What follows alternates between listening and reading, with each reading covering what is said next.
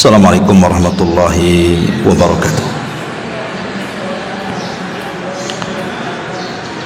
Alhamdulillah wassalatu wassalamu ala rasulillah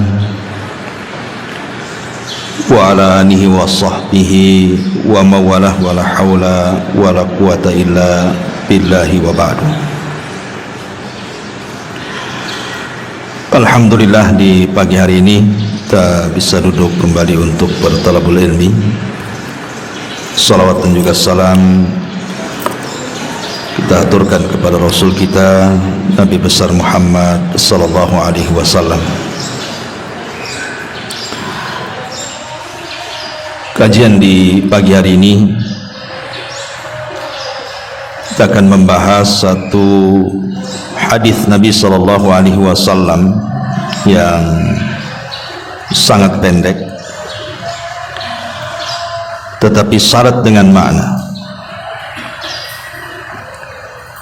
Dari hadis Nufai ibn Harith al-Thaqafi radhiyallahu anhu qala, inna rajulan qala ya Rasulullah ayyun nasi khairun, qala man tala umruhu wa hasuna amaluhu, qala fa ayyun nasi syarrun, qala man tala umruhu wa sa'a amaluhu, rawahu Tirmidzi. Dari Nufai ibnu Harith al-Thaqafi radhiyallahu anhu, ada seorang laki-laki berkata kepada Nabi sallallahu alaihi wasallam, Rasul, manusia yang paling baik itu seperti apa? Maka Rasul mengatakan, man tala umruhu wa hasuna amaluhu, yang panjang umurnya tapi baik amalannya. Kemudian laki-laki ini bertanya lagi, lalu siapa manusia yang paling buruk kalau begitu? Maka Rasul mengatakan, man tala umruhu wa sa'a amaluhu, yang panjang umurnya jelek pula amalannya. Dari hadis ini kita tahu bahwa orang yang dipanjangkan usia terkadang baik bagi dia, tetapi juga terkadang buruk bagi dia. Makanya kenapa Nabi sallallahu alaihi wasallam mengatakan, la yatamannayanna ahadukumul maut imma muhsinan fala'allahu an yazdad khairan wa imma musian fala'allahu an yasta'tib. Kata Nabi sallallahu alaihi wasallam, janganlah seseorang dari kalian berharap kematian, barangkali jika dia berbuat baik, semoga bertambahlah nilai kebaikannya, tapi jika dia berbuat salah, semoga dia bisa menyesali kesalahannya. Artinya bahwa Nabi SAW ingin menjelaskan kepada kita tentang pentingnya sebuah umur. Pentingnya sebuah umur, di mana hakikat umur itu adalah ketika seseorang menghabiskan usianya untuk ketaatan kepada Allah. Karena dalam hadis ini Nabi SAW tidak pernah memuji orang yang usianya panjang, kecuali kalau baik amalannya. Makanya kenapa Nabi SAW mengatakan, man tala umruhu wa hasuna amaluhu, yang panjang umurnya tidak sampai di sini, tetapi juga baik amalannya. Karena buat apa panjang umur kalau jelek amalannya? Karena Allah Subhanahu wa taala mengingatkan dalam surah Al-Imran ayat 178, wala yahsabanna alladhina kafaru annama numli lahum khairun li anfusihim innama numli lahum liyazdadu ithman walahum adzabun muhin. Jangan kira orang-orang kufur itu, orang-orang kafir itu, kami panjangkan usia mereka, kami biarkan mereka panjang usianya, senang hidupnya, khairun li anfusihim, itu kebaikan untuk mereka. Bukan, innama numli lahum, sengaja kami biarkan mereka panjang umur itu, liyazdadu ithman, untuk nambah dosa, dan bagi mereka azab yang sangat menghinakan. Lihat bagaimana Allah Subhanahu wa taala mengingatkan, kalau panjang umur itu tidak ada manfaatnya bagi ketaatan kepada Allah, buat apa? Jangan-jangan itu istidraj saja tuh. Dibiarkan kita panjang umurnya, dibiarkan kita senang hidupnya, tapi rupanya sengaja Allah tumpuk-tumpukkan dosanya. Makanya kenapa kalau kita lihat para ulama, ada di antara mereka itu yang dipanjangkan usianya.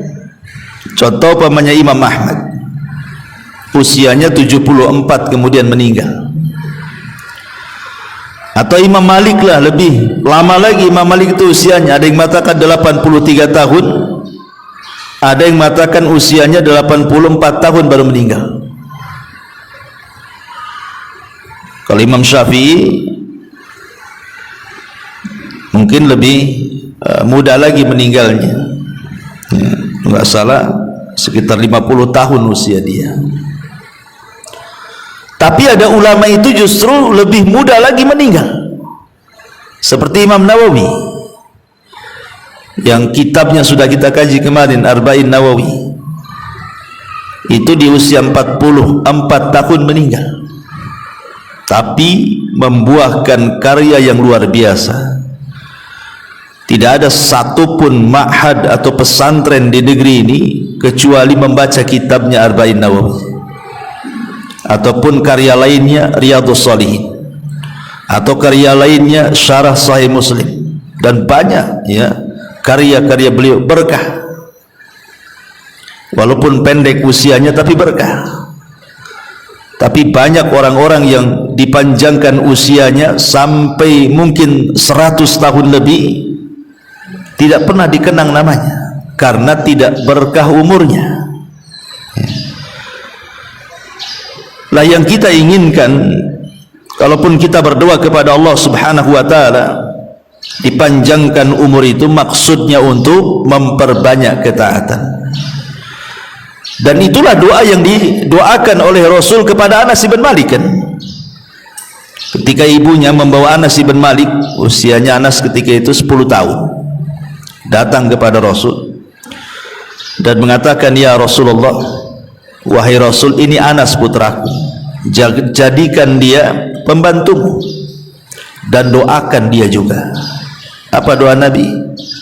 Allahumma aktsir malahu wa waladahu wa barik lahu fima a'taitahu. Ya Allah, perbanyak hartanya, perbanyak anaknya, dan berkahilah apa yang akan kau berikan kepadanya. Jadi Nabi SAW tetap mendoakan Anas itu untuk diperbanyak hartanya, dipanjangkan umurnya, diperbanyak keturunannya, dan tidak lupa kata Rasul wabarik, dan berkahi juga. Karena kalau umur diberkahi itu, alhamdulillah, itulah sebaik-baik manusia. Makanya kata Anas bin Malik radhiyallahu anhu setelah lama begitu yang meninggalnya Rasul, kata Anas bin Malik radhiyallahu mengatakan, fa wallahi inna mali lakatsir wa inna waladi wa walada walidi la yata'adduna ala nahwil mi'atil yaum. Sesungguhnya hartaku banyak, anak dan anak dari anak-anakku alias cucuku mencapai 100 orang. Artinya doa Nabi SAW terkabulkan dan berkah. Semua anak-anak Anas ibn Malik dan juga anak-anak daripada anak-anaknya Anas ibn Malik sebagian besar menjadi para ulama, ya. Tapi jangan pula kemudian panjang umur itu menjadi kesialan, karena di zaman sahabat Sa'ad ibn Abi Waqqas itu kan dikenal, Bu, seorang yang mustajab doa. Sa'ad bin Abi Waqqas itu kalau berdoa itu diijabah tuh Sa'ad itu, karena memang dia yang meminta kepada Nabi SAW. Jadi di masa kekhilafahan Amirul Mukminin Umar bin Khattab radhiyallahu an, jadi Sa'ad itu kan ditugaskan oleh Umar bin Khattab radhiyallahu an untuk menjadi gubernur di Kufah. Masalahnya ada orang-orang yang tidak suka dengan Sa'ad bin Abi Waqqas ini, akhirnya membuat riak-riak fitnah, difitnah dia. Katanya Sa'ad ini sholatnya nggak beres, katanya Sa'ad ini nggak serius dalam memimpin penduduk Kufah, macam-macam lah fitnah yang diberikan kepada Sa'ad. Akhirnya sampailah di telinga Umar bin Khattab, dipanggil, dicopot dari jabatannya, kemudian diganti oleh Ammar bin Yasir. Kemudian Umar bin Khattab radhiyallahu an mulai menelisik kasusnya Sa'ad ini. Betul nggak penduduk Kufah ini omongannya? Rupanya tidak benar. Hanya 1-2 orang saja yang tidak suka kepada Sa'ad, itulah yang menjadi provokator yang memprovokasi penduduk Kufah. Dari situ geramlah Sa'ad, kemudian berdoa. Apa kata Sa'ad? Dia mengatakan,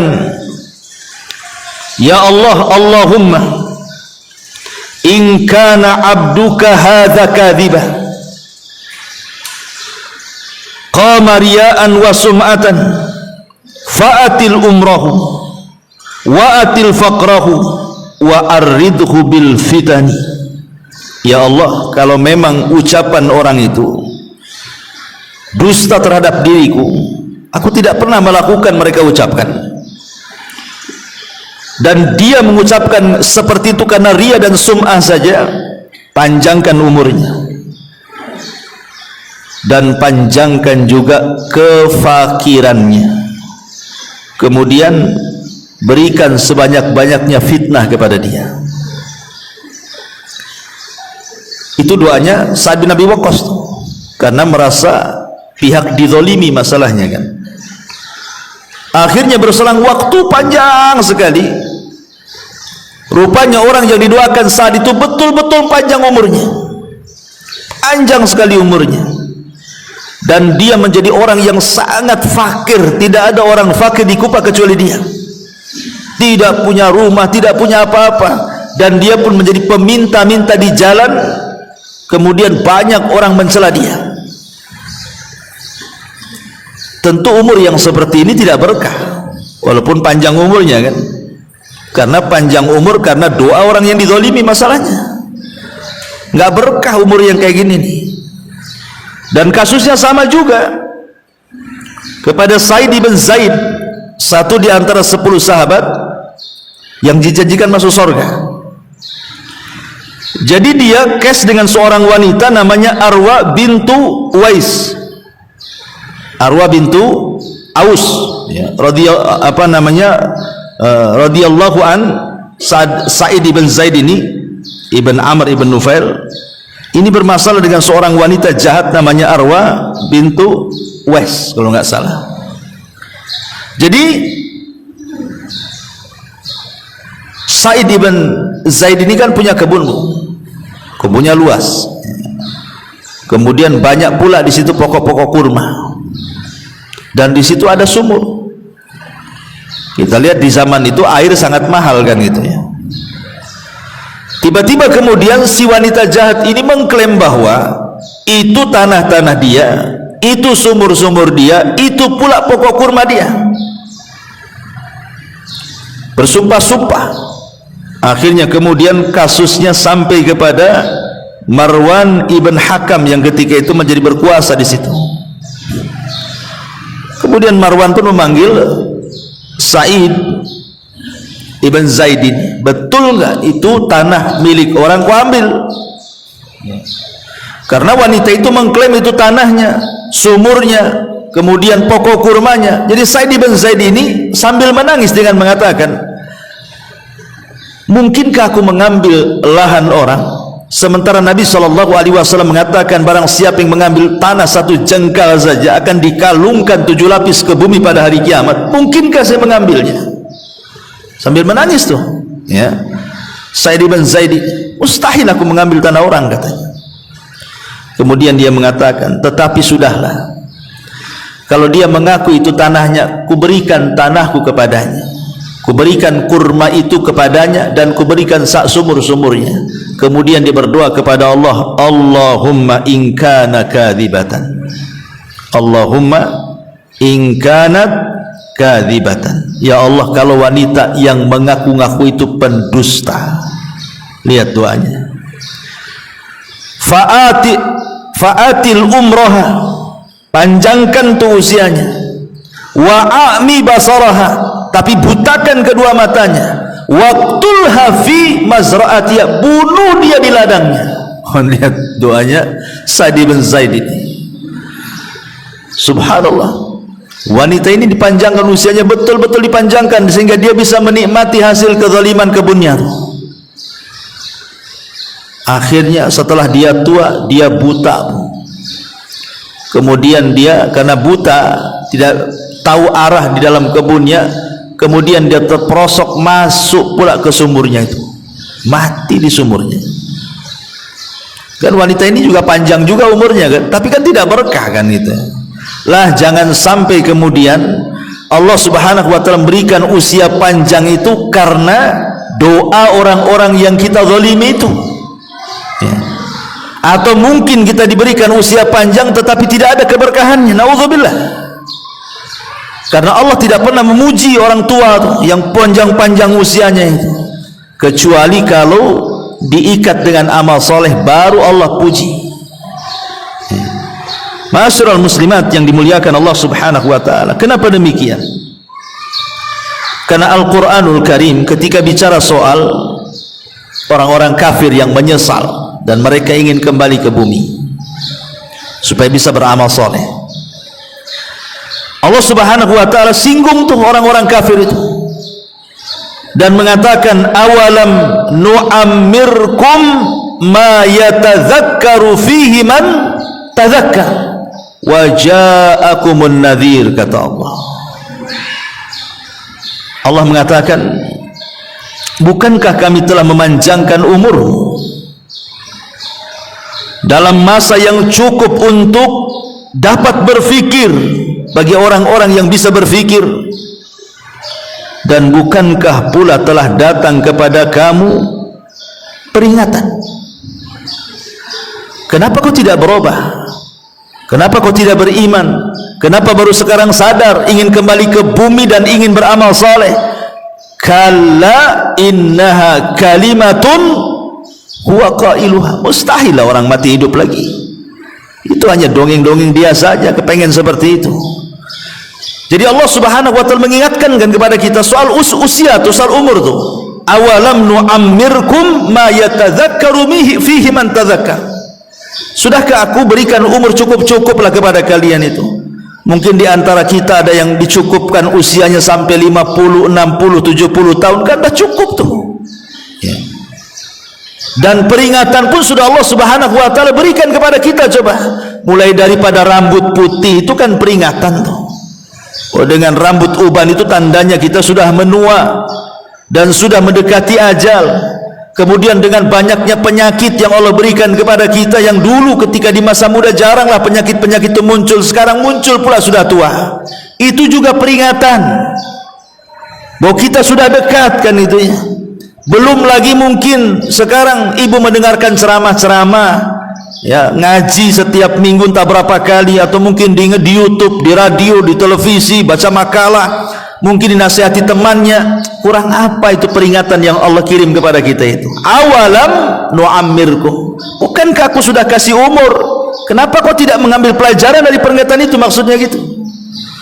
Atau mungkin melihat teman-teman yang sudah meninggal duluan daripada kita, kita pula yang mandikan, kita pula yang kafankan, kita pula yang kuburkan, tidak juga diambil peringatannya. Hadis ini Allah Subhanahu wa taala ingin ingatkan kita bahwa di balik usia itu ada peringatan di situ. Ma'asyiral muslimat yang dimuliakan Allah Subhanahu wa taala.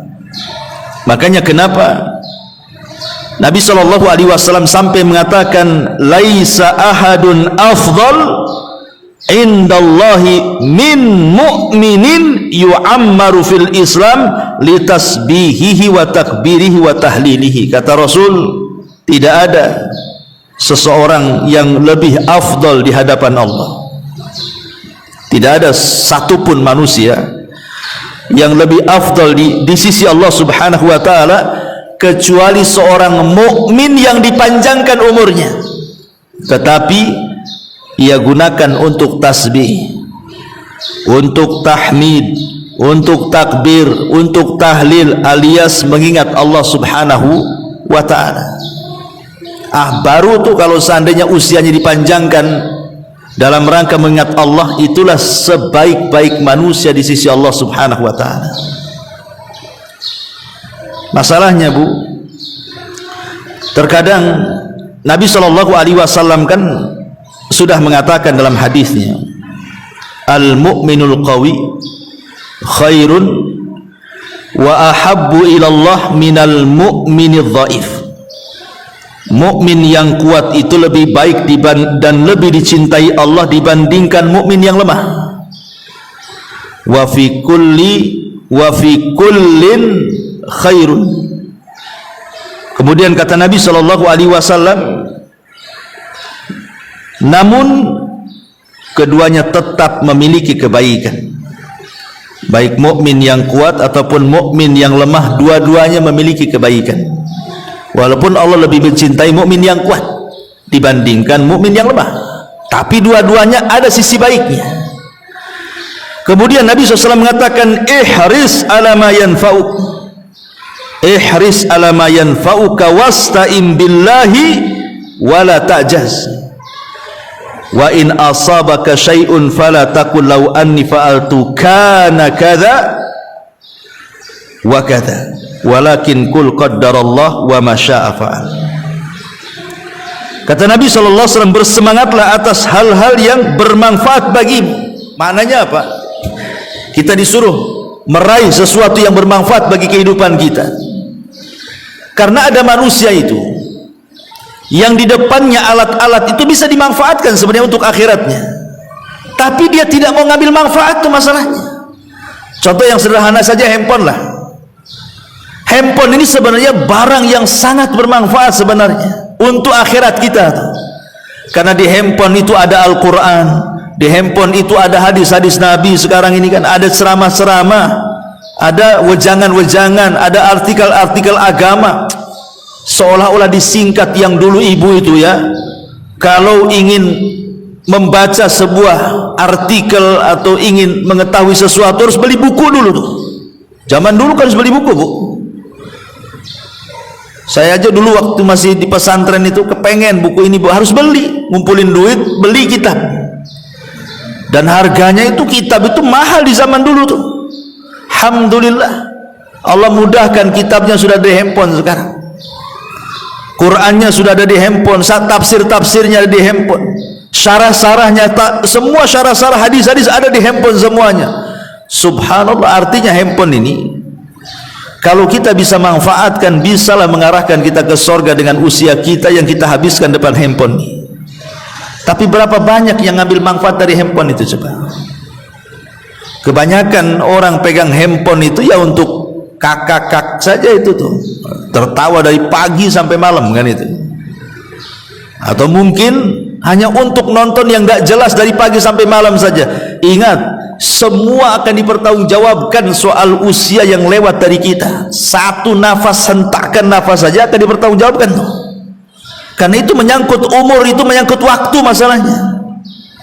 Makanya kenapa kemudian para ulama salaf seperti Imam Ahmad ibn Hanbal rahimahullahu ta'ala ketika ditanya, kaifa asbahta ya imam? Imam, bagaimana engkau memasuki pagi harimu? Apa kata Imam Ahmad? Qala, dia mengatakan, fi umrun yanqus wa dhunubun tazid, katanya. Apa kata beliau? Umurku makin berkurang sementara dosaku makin bertambah. Ini yang ngomong Imam Ahmad, yang hari-hari dia habiskan waktunya untuk mencatat, membaca dan berdakwah.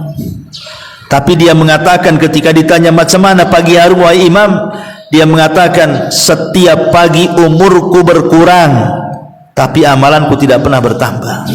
Persis daripada ucapan salafnya. Siapa? Abdullah ibn Mas'ud radhiyallahu anhu, yang mengatakan, ma nadimtu ala syai'in nadami ala yaumin gharabat syamsuhu naqasa fihi umri walam yazid fihi amali. Kata Abdullah ibn Mas'ud radhiyallahu anhu, tidak ada sesuatu yang aku sesalkan dalam hidupku, katanya, daripada penyesalan ketika satu hari lewat bagi diriku, berkuranglah umurku tapi tidak pula bertambah pula amalanku, katanya. Ini kan ulama-ulama salaf luar biasa, karena mereka ingin bahwa umur yang lewat bagi mereka itu ya bermanfaat gitu, bukan hanya lewat begitu saja dengan menghabiskan kebiasaan-kebiasaan yang tidak ada manfaatnya. Sehingga para ulama itu sampai mengkiaskan, ibu kalau dalam berniaga, namanya ibu seorang peniaga lah, tentu yang ibu harapkan apa? Modal. Seorang peniaga itu yang diharapkan adalah modal besar. Makin besar modalnya, makin besarlah keuntungannya. Itulah seorang pedagang.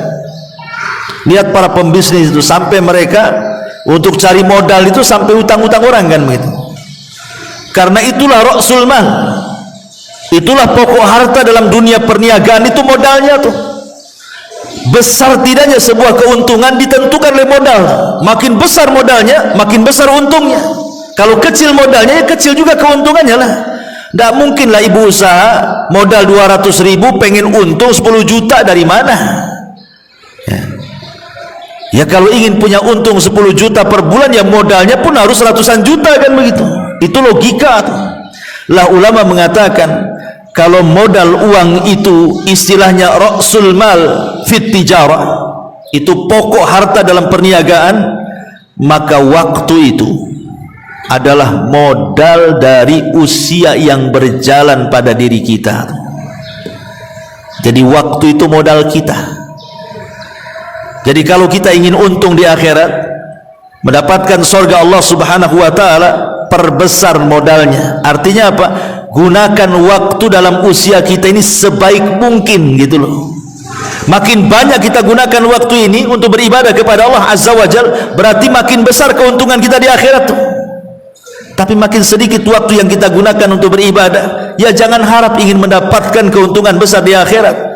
Makanya ada istilah ad-dunya mazra'atu lil akhirah. Dunia ini tempat bercocok tanam untuk dituai hasilnya di akhirat, kata ulama. Ya. Ma'asyiral muslimat yang dimuliakan Allah subhanahu wa ta'ala, maka kalau kita sudah tahu betapa pentingnya umur itu, maka orang yang cerdas, kata Rasul, al-kayyisu man dana nafsah wa amila lima ba'dal maut. Orang yang cerdas itu orang yang introspeksinya terus, ya, setiap hari, kalau bisa hari ini lebih baik daripada hari kemarin, besok harus lebih baik daripada hari ini, lusa lebih baik daripada besok, dan begitu seterusnya. Persis seperti perkataan Imam Ghazali, man kana yaumuhu khairan min amsihi, barang siapa yang hari ini lebih baik dibandingkan kemarin, fahuwa rabih, maka dia beruntung. Wa man kana yaumuhu, kata Imam Ghazali, mithla amsihi fahuwa khasir. Siapa yang hari ini sama aja dengan hari kemarin, pun ada bedanya, maka rugilah dia. Wa man kana yaumuhu syarran min amsihi fahuwa halik. Tapi kalau hari ini lebih buruk dari hari kemarin, binasalah dia. Itulah orang cerdas, orang yang introspeksi itu. Bagaimana hari ini harus lebih baik daripada hari kemarin. Makanya Hasan Al-Basri rahimahullah ta'ala sampai mengatakan, ma min yaumin yanshakku fajruhu illa wa yunadi yabna adam ana khalqun jadid wa ala amalika syahid fatazawwad minni fa inni idza madaitu la a'udu ila yaumil qiyamah. Apa kata Hasan Al-Basri? Tidak ada satu hari yang fajar terbit pada hari itu kecuali dia akan berseru, wahai anak Adam. Siapa yang berseru? Maksudnya pagi-pagi itu, si pagi itu akan berseru, wahai anak Adam, sesungguhnya aku adalah makhluk baru terbit ya. Aku akan menjadi saksi terhadap amalan-amalanmu hari ini, maka berbekalah dariku, karena sesungguhnya apabila aku telah berlalu, aku tidak akan pernah kembali sampai kiamat.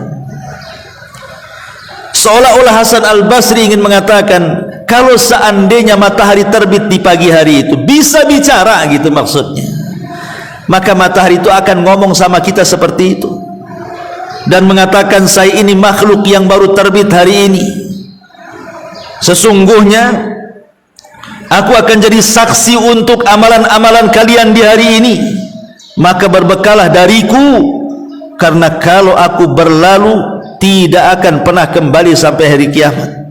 Makanya ada istilah, kemarin sesuatu yang mustahil untuk diulang, besok sesuatu yang mustahil untuk kita dapat karena belum terjadi. Yang memungkinkan hari ini yang berjalan, yang mungkin kita bisa manfaatkan. Itulah salah satu perkataan Hasan Al-Basri rahimahullahu ta'ala. Ma'asyiral muslimat yang dimuliakan Allah subhanahu wa ta'ala, manusia ini pasti akan dapat ujian. Manusia pasti akan diuji, tidak mungkin tidak. Kita ini akan diuji, entah diuji dengan kesehatan sehingga kita lama terbaring sakit, entah diuji dengan ekonomi sehingga kita stres setiap hari mikir cari duit, entah diuji dari pasangan lah gitu. Ibu asik mikir suaminya saja pengen bayi, sibuk diuji dengan anak-anaknya, rutinitasnya sibuk dengan anak-anaknya saja. Pertanyaannya, apakah sepanjang waktu ibu harus disibukkan dengan perkara-perkara seperti itu sampai tua gitu, kemudian mati? Lalu apa hasilnya? Memang manusia akan diuji gitu maksudnya ya, tapi bukan berarti kemudian ujian itu menyibukkan kita terus menghadapi sampai waktu berjalan lalu, akhirnya kemudian mati hanya memikirkan apa yang Allah ujikan kepada kita. Kalau bisa ya gitu ya, kalau bisa ya, ujian memang ujian. Adalah hari-hari mungkin yang buat kita stres, buat kita bingung kan, tetapi bukan berarti kita tidak bisa beribadah kepada Allah ya. Sakit-sakit iya sakit, tapi kalau bisa lisan tetap berzikir ya. Boleh jadi mungkin ibu stres kadang-kadang dengan suami, dengan anak-anak, tetapi luangkan waktu juga untuk beribadah kepada Allah Azza wa Jalla.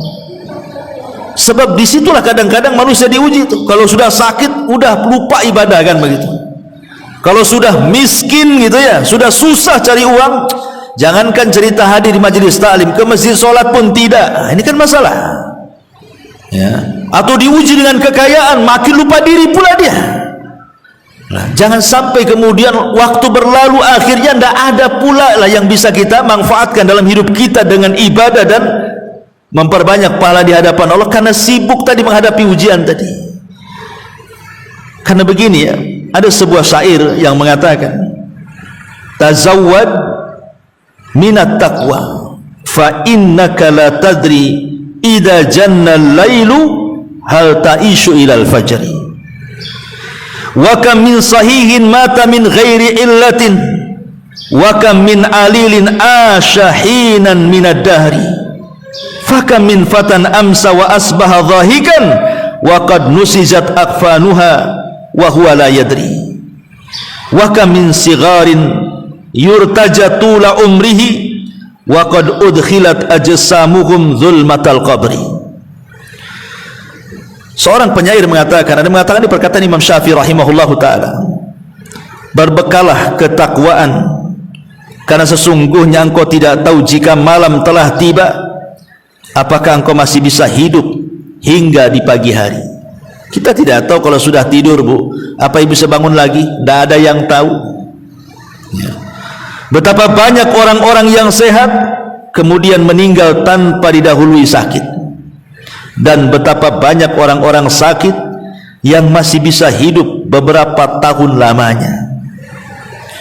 Berapa banyak pemuda yang tertawa di pagi hari dan petang harinya, padahal kain kafan mereka sedang ditenun dalam keadaan mereka tidak sadar. Berapa banyak anak-anak yang diharapkan panjang umurnya, padahal tubuh mereka telah dimasukkan ke dalam gelap gulitannya kuburan.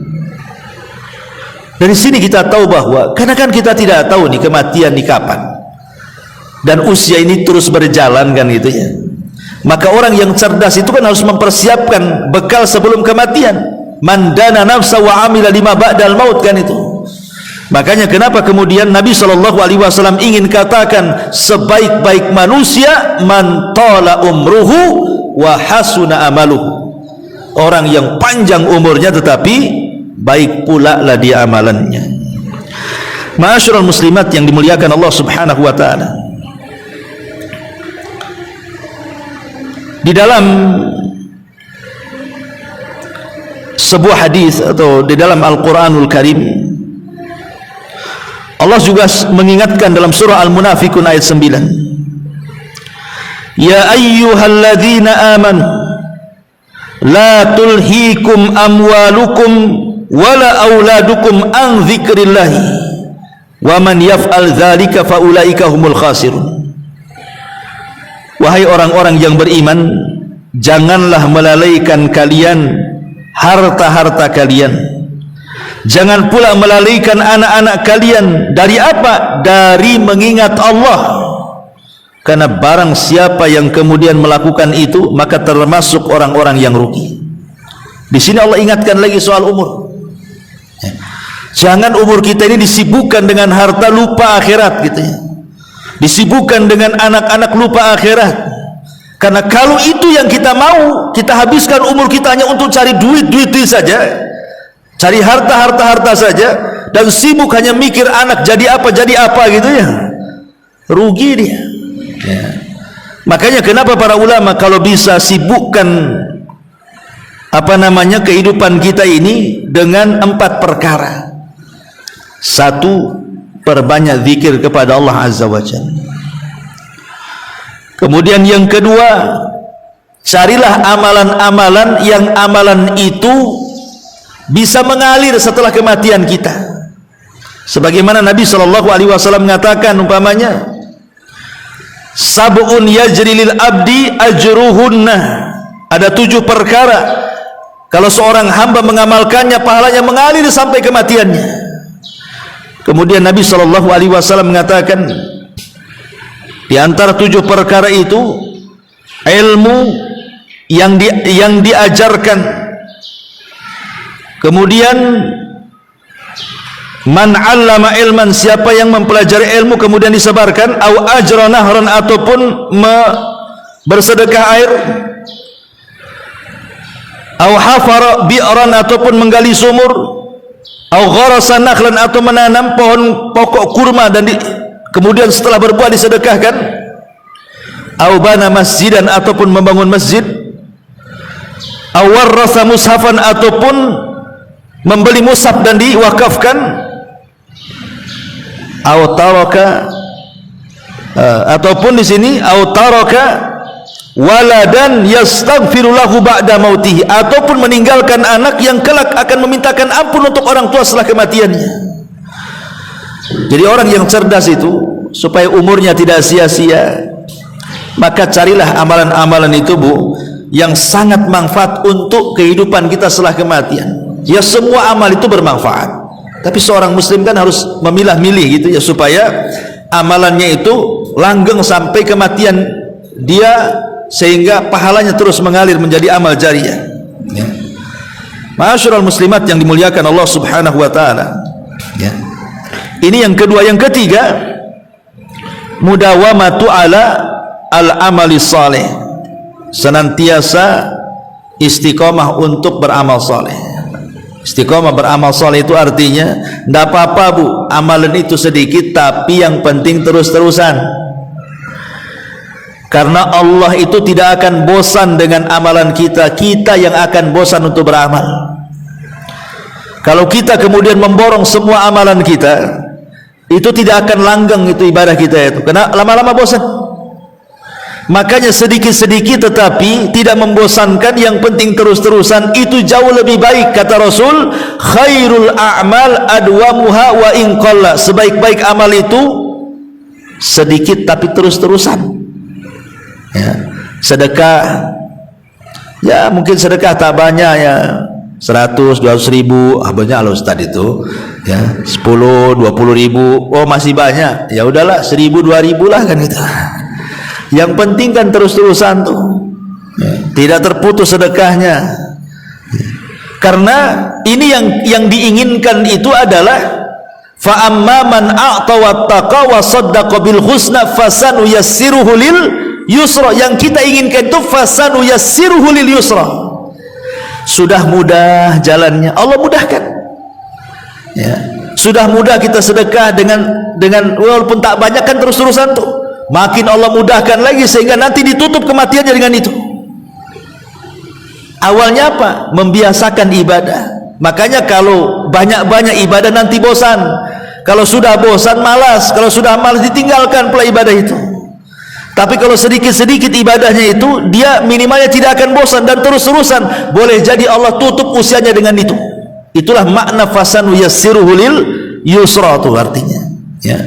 Atau yang keempat, al-bathu anit ta'ati wal musara'ati bil khairat, berlomba-lomba dalam kebaikan.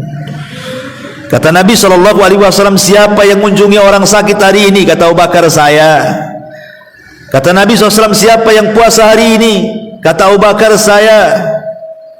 Kemudian Rasul mengatakan, siapa yang mengikuti orang ke jenazah ke kuburan? Kata Abu Bakar, saya. Kemudian kata Nabi SAW, siapa yang berpuasa, kemudian memberi makan, kemudian tadi orang sakit, jenazah. Kemudian Abu Bakar mengatakan, semua saya tuh. Kata Nabi SAW, siapa yang terkumpul 4 perkara dalam satu waktu, maka diwajibkan dia masuk surga tuh. Pertama puasa, memberi makan fakir miskin, mengunjungi orang sakit, dan mengantar jenazah ke kuburan. Itu yang dilakukan Abu Bakar Siddiq radhiyallahu anhu. Itu yang disebut dengan fastabiqul khairat, berlomba-lomba dalam kebaikan. Ma'asyiral muslimat yang dimuliakan Allah Azza wa Jalla, ini diantara faedah daripada hadis man tala umruhu wa hasuna amaluhu. Ya, maaf ya, mungkin